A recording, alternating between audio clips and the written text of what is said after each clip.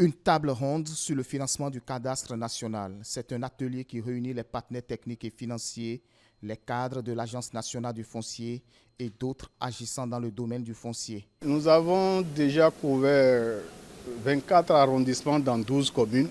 Donc déjà, c'est de dire que dans ces 12 communes, l'intégralité n'est pas encore couverte. Et quand on a fini de faire ça, il faut passer aux autres communes pour atteindre les 77. Donc, de façon synthétique, je peux dire qu'on a déjà intervenu dans 24 arrondissements du Bénin, dans 12 communes.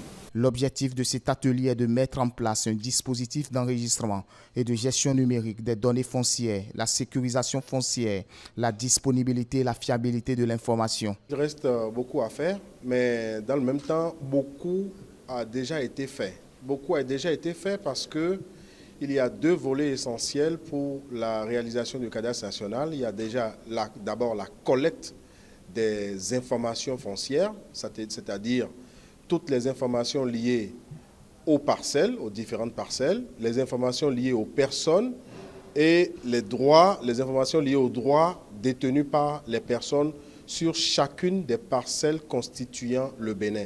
Mais également tout le système, le dispositif informatique qui doit permettre de gérer ces données-là afin que tout usager, tout membre, tout citoyen béninois puisse avoir accès à l'information foncière. Nous avons déjà enregistré au cours de ces 3 dernières années des informations sur 450 000 parcelles, aussi bien en milieu urbain qu'en milieu rural. Parce que le cadastre ne concerne pas seulement le milieu urbain, c'est l'intégralité du territoire national. La mobilisation des partenaires techniques s'avère donc nécessaire pour ce projet qui s'étend sur 5 ans.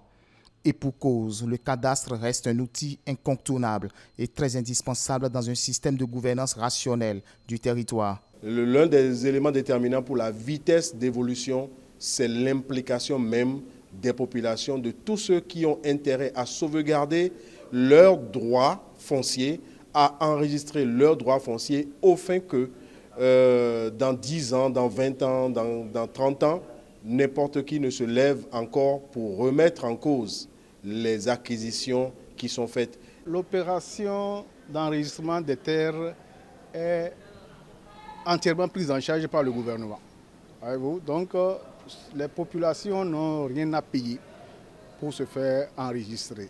Et tout ce qu'on leur demande, c'est de pouvoir participer à l'opération pour nous permettre d'avoir des informations fiables. Parce que c'est vous qui devez nous montrer les limites de votre parcelle et c'est vous qui pourriez nous donner, n'est-ce pas, des informations sur votre identité pour qu'on puisse mettre ça dans la base. L'engagement spontané de tous est souhaité pour relever ce défi.